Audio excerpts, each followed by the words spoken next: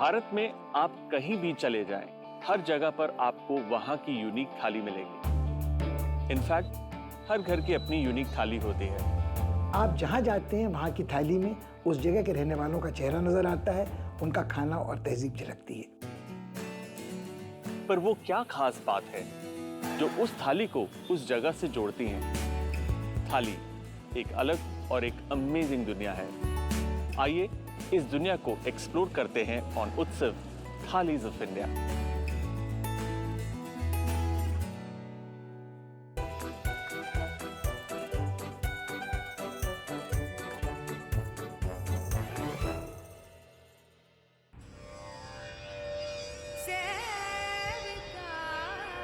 Mirza Ghalib, the last great poet of the Mughal era, once wrote, एक रोज अपनी रूह से पूछा कि दिल्ली क्या है, तो यूं जवाब में कह गई, ये दुनिया मानो जिस्म है और दिल्ली उसकी जान। गालिब बात कर रहे हैं पुरानी दिल्ली की, द वॉल्ड सिटी, जो किसी जमाने में शाहजहानाबाद के नाम से जानी जाती थी। ये अपने आप में एक अलग ही दुनिया है। Forts, mosques, tiny streets, and a world of food that is astounding. चाट, परांठा, अनगिनत मिठाइयां या फिर मसालों की होलसेल मार्केट। चांदनी चौक ऐसी जगह है जहां डिफरेंट कल्चर्स और क्विजीन्स एक दूसरे से गले मिलते हैं। यहां का कल्चर, ट्रेड और क्विजीन को सदियों से एक कम्युनिटी ने इन्फ्लुएंस किया है जो प्रेडोमिनेंटली ट्रेडिंग किया करते थे, द बनिया कम्युनिटी। बनिया कम्युनिटी के लोग स्ट्रिक्ट वेजिटेरियंस होते हैं और इनका खाना शुद्ध देसी घी में बिना प्याज और लहसुन के बनता है। Gunjan Goyla belongs to the Banya community. She has been a food consultant for 21 years and is an excellent chef and researcher on Indian vegetarian food.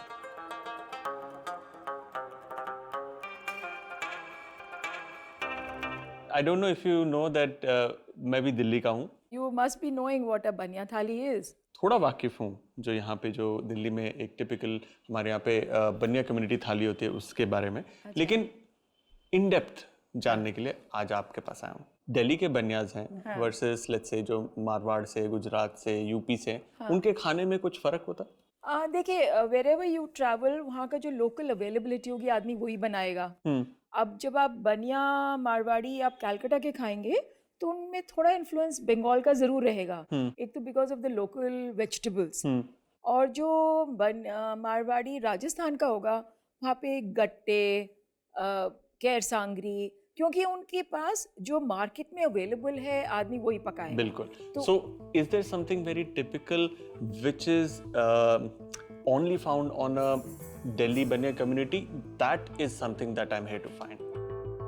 हम आज अरबी और मेथी बनाएंगे। पहले हम ये अरबी उबालेंगे और इसको छील लेंगे। Okay. I'll heat some ghee and we'll fry.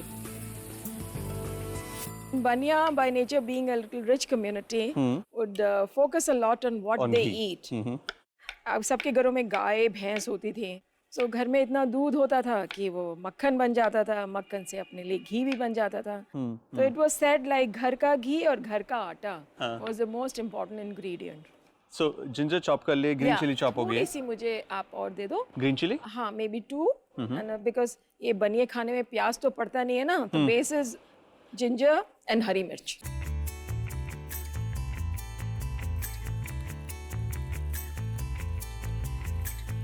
सो मैं देख रहा हूँ कि जो उबली हुई अरबी है उसको आप स्लाइटली क्रश करके सो इट फ्लैटन्स आउट। हाँ, उसके बाद आप घी में शैलो फ्राई कर रहे हैं। उसकी वजह देखो आप, अरबी की हाइट अच्छी होती है, दिस लिटिल राउंडेड, तो अच्छी अंदर से भी थोड़ी करारी हो जाएगी। Okay. It will give more taste and flavour of ghee in it.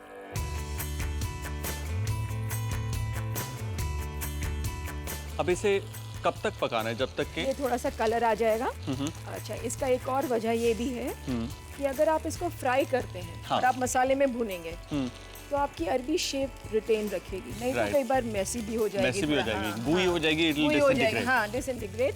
जो मसाला है उस पे अच्छी तरह जब्त हो जाएगा। So what is very essential when you are serving a Delhi Banya thali? What must be there and what should be there is हरी चटनी, अदरक कसा हुआ, मूली का लच्छा कसा हुआ, हाँ। अचार. हाँ. These are the finer points that any banya thali will have.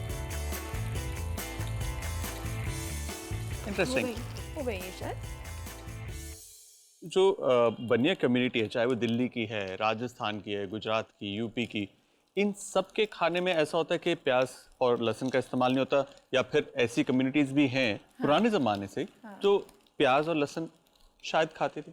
My immediate family or even say extended family didn't have piyaz lasan at all. Okay. But there was a little contrast. My paternal side had businesses with Switzerland. Okay. And they had a lot of foreigners come in. Now that gave an exposure. So my grandmother, interestingly, would eat piyaz lasan. But my maternal side was a total taboo. My father being very influenced by the Muslims and their shero shairi, Yeah. and he eventually turned into a Urdu poet. We had a lot of Muslim cooking in my house. Okay. We had a separate kitchen where my father would cook some non-vegetarian. But my mother would not even enter that periphery. So this looks like it's done. Yeah, it's done. Does it smell good? Beautiful. Okay. I think desi ghee or arbi is a lovely combination. Yeah, very good combination. Yeah. So now we'll make the masala. Okay. Hing is the star ingredient. The for- strong flavor has very to strong. be hing. Yes. So now combination of hing and Ajwain works works wonders. good. Alright, so इस घी को दोबारा से गर्म करेंगे. हाँ. और उसके बाद इसके बाद हम डालेंगे अजवाइन. अब हम पहले अजवाइन इसलिए डाल रहे हैं क्योंकि ये हींग से थोड़ी मोटी है. So it तो doesn't पहले- burn off. हाँ, ये जल्दी जल जाएगी. ये ये थोड़ा बाद- आराम से जलेगी. थोड़ी हींग, हरी मिर्च, हाँ, थोड़ी अदरक. बिल्कुल. अब इसमें डालिए नमक, मिर्च, थोड़ा सा और डालिए. बी लिबरल विद मिर्च. यस. धनिया, नाइस एंड स्पाइसी. और हल्दी. हल्दी, थोड़ा सा अमचूर और थोड़ा सा इसमें पानी डाल दीजिए. अब इस मसाले को हम भून रहे हैं. इसमें हम ये कसूरी मेथी डालेंगे.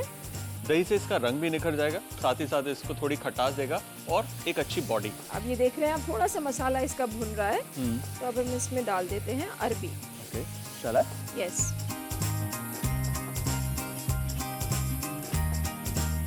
अरबी की एक खासियत है, जब आप उसको अजवैन और घी के साथ छोंकते हो, there is some magic that enters arbi and it becomes beautiful, tasty.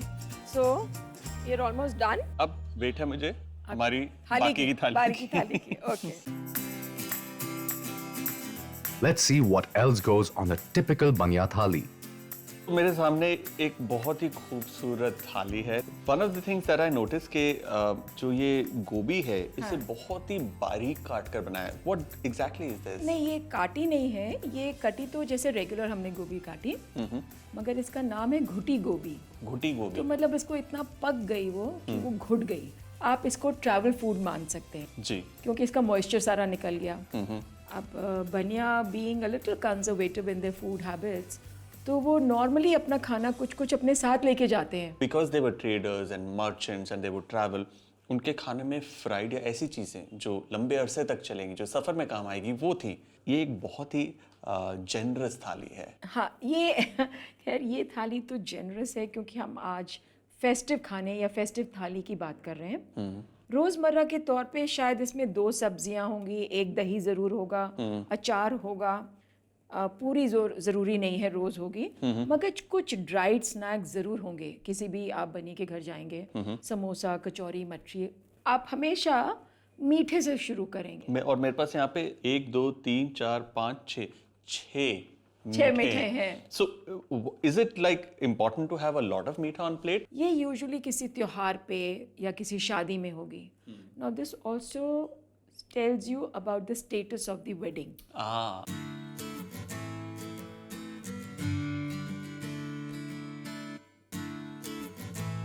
एक टिपिकल बनिया कम्युनिटी का जो खाना है, उसके अंदर खूब सारे स्नैक्स या स्टार्टर्स होते हैं, जैसे समोसा, कचौरी, मठरी, चाट. वहीं पर अभी ये प्लेट में ना समोसा पड़ा हुआ था, and I was honestly not very intrigued कि समोसा ही होगा. बट अब मैंने इसमें तोड़ा है, आई कैन सी इसकी जो स्टफिंग है is one of the most unique stuffing, जिसके अंदर सेव और मूंग दाल की जो नमकीन है वो भरी हुई है मसालेदार। This is little on a dryer side. क्यों? क्योंकि इसमें अगर मॉइस्चर नहीं होगा तो इसकी शेल्फ लाइफ बहुत अच्छी होगी। एब्सोल्युटली। तो अगर आप ट्रैवल कर रहे हैं तो बनिए को दिक्कत नहीं होगी कि मैं कहाँ खाऊं, प्याज नहीं है, उसमें लहसुन है। You can easily pick up from tiffin, open his box and कमाल की बात है, इसके अंदर कार्ब्स हैं और प्रोटीन्स भी, protein. Because it's a complete meal ना। It's a complete meal actually. मतलब डो है which is made out of flour, अंदर दाल है, सेब है जो बेसन से बना है, चना है, so it's very rich. Complete. It's actually जो आप ये नाश्ते देखेंगे, आप कचौरी इज द सेम थिंग। इसमें दाल है, मसाले हैं, हींग है और मैदा है। तो अगर आप ये चटनी के साथ खा लेते हैं, यू आर सैटिस्फाइड। अब ट्राई करते हैं। आपने जो अरबी बनाई थी, अच्छा, ओह लवली। आई थिंक मेथी की जो हल्की कड़वाहट है वो थोड़ी सी मेलो हो जाती है अरबी के साथ। And arbi on its own it's very bland, but वो जो स्पाइसेस हैं, दही है, उसे खट्टा तीखा एक अच्छा फ्लेवर दे रहे हैं। और ये क्या है? आलू? ये है दम आलू। तो यूजुअली अब घर में अगर दामाद आया हो या कोई फेस्टिवल हो तो ये दम बन जाते हैं, विच मीन फ्राइड आलू। और नॉर्मल टाइम पर रेगुलर आलू की सब्जी चलती है। अब बनिया, if you understand his psychology, उसको only pleasure in life is good food। तो अगर दामाद आया है तो वो उसको दामाद को ये बताना चाहता है you are a prized possession। You would normally cook मटर की सब्जी।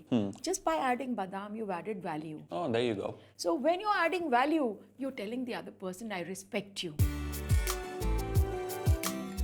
अच्छा, ये जो कोफ्ते हैं ये किस चीज के बने? ये मूली के कोफ्ते हैं। मूली के कोफ्ते?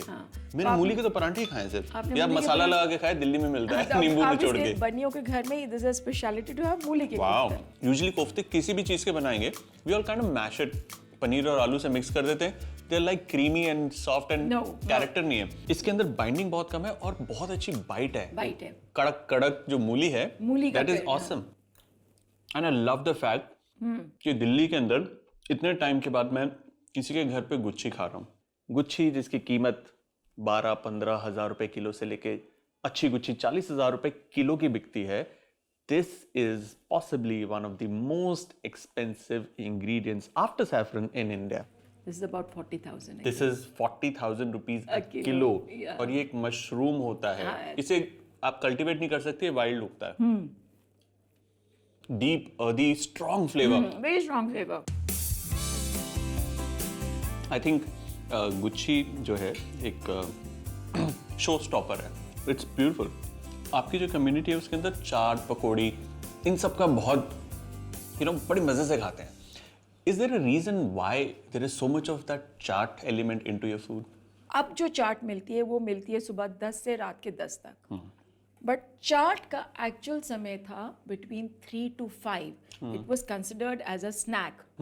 The men folk of the house would leave the house by 10 o'clock after having their lunch। तो 10 बजे जब कोई आदमी खाना खा लेगा, जाहिर बात है 2-3 घंटे बाद कुछ भूख लगेगी। उस भूख के लिए आते थे समोसे और कचौरी। चाट की ना कभी कोई एक ठेले वाला नहीं था जो जहां आपको जाना पड़ता था, चाट आपके पास आती थी। जो बैठे हुए अपनी गद्दी में पुरानी दिल्ली, तो वो आपको वहीं बैठ के आपके हिसाब से मसाला डाल के आपको खिलाएगा। बिल्कुल। After eating this meal I am realizing एक कम्युनिटी का जो राइज है या जो कम्युनिटी किसी अच्छी चीज के लिए जानी जाती है, उसके पीछे उसके खाने का बहुत बड़ा हाथ होता है। सही कह रहे हैं। What you eat is what you become. Right. If you want to be sharp, focused, possibly this is your access to become sharp and focused. Your food, your thali.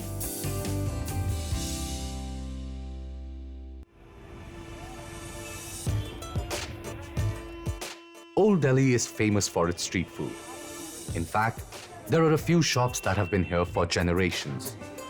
And people from all walks of life come here to relish these treats.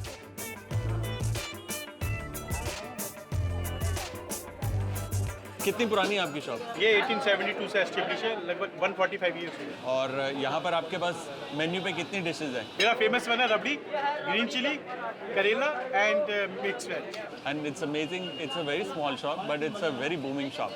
All right, Ji, thank you so much. Towering over Old Delhi is the magnificent facade of Jama Masjid.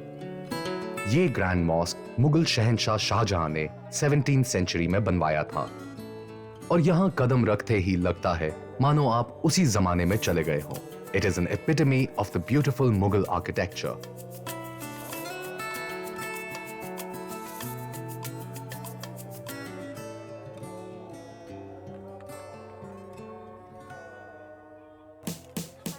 Chef Usama Jalali का बचपन पुरानी दिल्ली की इन्हीं गलियों में बीता है। He knows in and out about the food scene in Old Delhi. आज ये एक well-known food critic और culinary historian है। Chef Osama is now going to make गोश्त का हलवा at the famous GT Road restaurant. So, हम क्या बनाने वाले हैं? I would like you to go through the process of a very interesting dessert that is गोश्त का हलवा। हलवा सोचते ही you have a certain image. आप कभी नॉन-वेज को साथ में नहीं जोड़ते हलवे के। बड़ी वियर्ड सी चीज़ें हैं, अदरक का हलवा, लहसुन का हलवा या लहसुन की खीर, और ये एग्जिस्ट करते हैं, eaten they are actually yummy. लेकिन मटन का हलवा ट्रिकी, वेरी ट्रिकी। आप बता रहे हैं कि ये एक ऐसी रेसिपी है जो कई साल पहले यहाँ दिल्ली में बनाई जाती थी। बेशक, all these khansamas had that challenge to impress the king. Yeah. So they used to come out with an exceptional dish Yeah. which stood out from the rest of the dastakhan. Yeah. सबसे पहले हम थोड़ा सा इसमें ही अपना देसी घी डाल देते हैं। कोई भी अपना मुगल खाना बिना देसी घी के तो ज़रा मुमकिन नहीं है। ट्रेडिशनली घी या फिर मटन फैट बहुत ज़्यादा प्रोमिनेंट था कुकिंग में। अक्सर हमारे यहाँ बकरा ईद पे पहले ये होता था, जब कुर्बानी होती थी तो उसका जो चर्बी निकलती थी उसको फिर पिघलाते थे, उसका वो बांस निकालते थे, फिर उसको इस्तेमाल करते थे। तो अब ये थोड़ा सा घी हो गया, अब इसमें हम अपना ये What is the most difficult step in this dessert?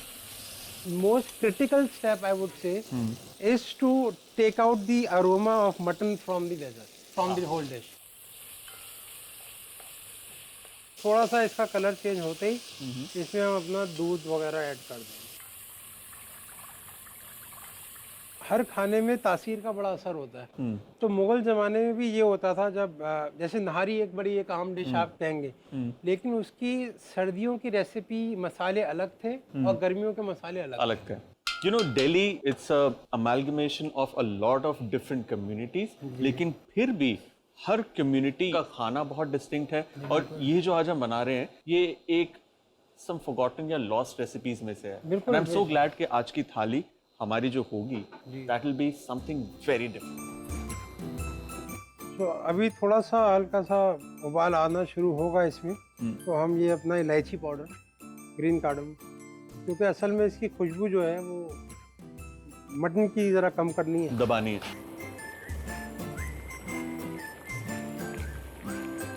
Because of milk जो मीट का कलर है वो डार्क ना होकर इट्स गोइंग टूवर्ड्स दूधिया वाइट। तो मुगल खाने भी ना एक तकरीबन एक हर एरा का एक सफ़र है। जैसे मैं पढ़ रहा था, मुगल ज़माने में कोई स्पाइस नहीं हुआ करता था। तो ज़्यादातर की जो वाइफ्स थी वो पर्शियन थी, तो वो पर्शियन इन्फ्लुएंस था। पुलाव मीठे होते थे, मुतंजन था, मुजाफर था कुछ। तो ये सब चीज़ें मतलब बहुत डिफरेंट थी जो हम खाना आज खाते हैं। जो आप आज रेस्टोरेंट्स में खा रहे हैं वो बड़ा डिफरेंट है बनिस्बत इसके जो आप मुगल एरा में खाना खाते हैं। तो आज भी घरों में जब आप जाएंगे, जो आपको दादी नानी कोई बुजुर्ग औरत मिल जाएंगी, वो जो खाना बनाएंगी वो खाना ऐसा होता है जो ज़रा हल्का है और आप खा सकते हैं। अक्सर लोगों का इंप्रेशन होता है कि भाई पुरानी दिल्ली का खाना है, मुगलई खाना है तो बहुत हैवी है, मिर्च मसाले तेज़ है, जबकि ऐसा कुछ नहीं होता। अब इसमें थोड़ा उबाल आ गया, अब हम इसमें चीनी ऐड कर देते हैं और इसको थोड़ी देर के लिए हम कवर कर देते हैं। ओके। तो शेफ़ अब ये अपना उबल गया है। अब हम इसमें अपना ये काजू एंड आलमंड, छिला हुआ बादाम और काजू का पेस्ट, जी दोनों का पेस्ट डाल दिया हमने। अब ये खोया इसमें हम डाल दिया। अच्छा, खोया से ये थिकन भी हो जाएगा? थिकन हो जाएगा, थोड़ा क्रीमीनेस इसमें आ जाएगी। अब हम इसमें भीगा हुआ केसर डाल देंगे। Just gives a nice yellowish tinge. अब बस इसमें केवड़ा डाल के हम इसे ढक देंगे। Okay. और केवड़ा will also again help to take off the aroma of mutton. और ये थोड़ा floral flavor हो जाएगा इसका। खाएंगे आप तो एक ज़रा ताजगी महसूस होगी। या मटन की खुशबू बिल्कुल नहीं है। बिल्कुल नहीं। चलिए, तो कुणाल अब इसको हम पकने के लिए छोड़ देते हैं खूब इत्मीनान से, 2-2.5 घंटे ये अपना आराम से पकता रहेगा। Done. तब तक हम अपनी मुगलई थाली नौश फरमाते हैं। चलिए।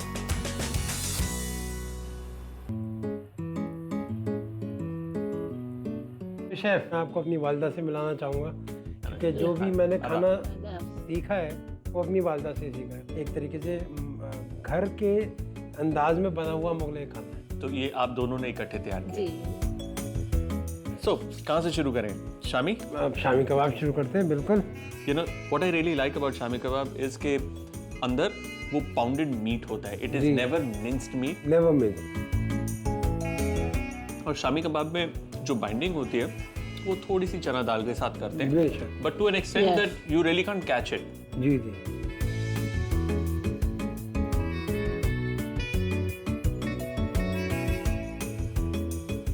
This biryani is amazing. I think ये जो बिरयानी है बहुत ही क्लीन है, इसके अंदर मसाले बिल्कुल नहीं नजर आ रहे। क्लीन गोश्त का पीस है, चावल बिल्कुल क्लीन है, केसर है उस पे, लेकिन मीट का जो फ्लेवर है वो एक एक चावल के कण के अंदर है। This is brilliant.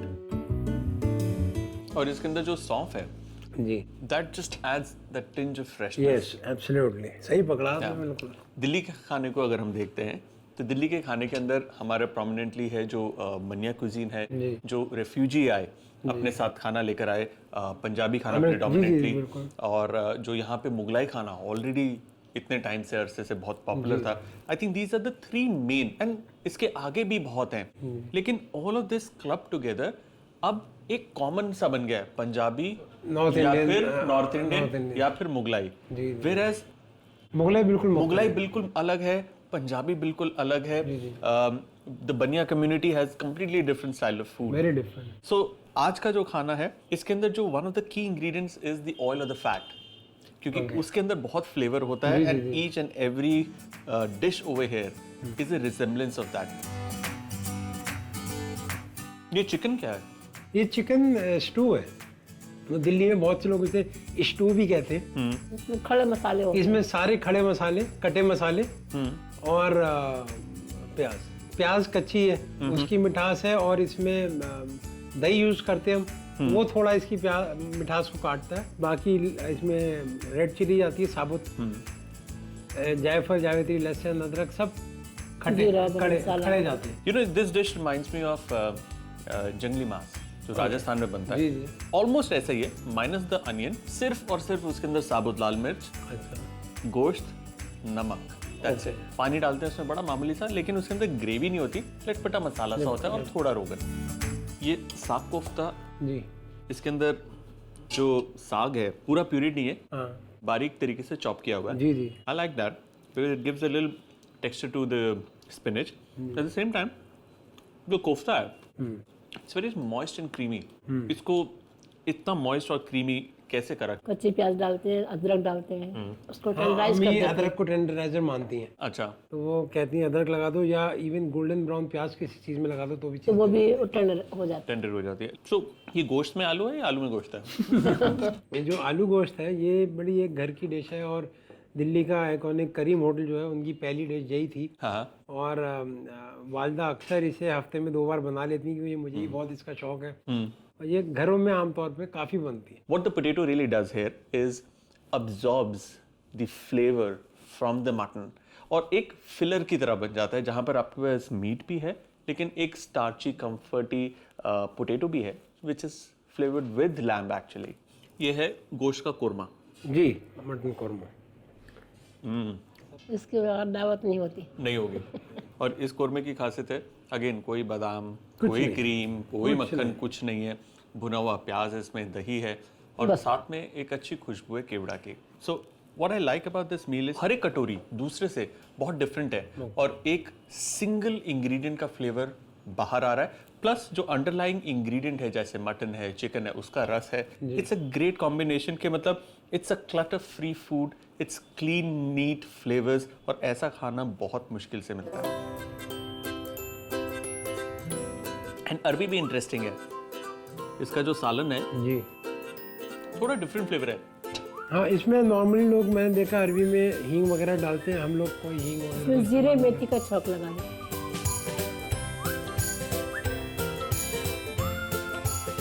बहुत मज़ा आया, बहुत ही बढ़िया खाना था।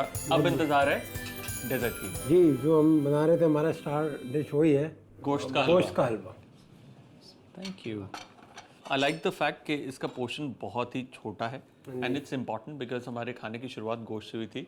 बीच में गोश्त था, चावल में भी गोश्त शुरू से था आखिर तक और आखिर में डेजर्ट में भी गोश्त गोश्त है। है। I think this signifies the love for meet by the Mughals. By the Mughals, absolutely.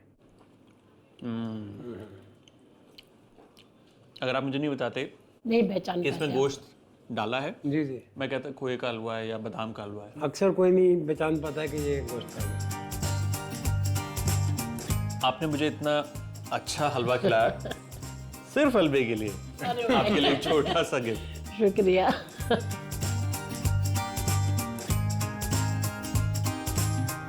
Thank you so much for hosting मी। बहुत बहुत शुक्रिया। Thank you. Thank you.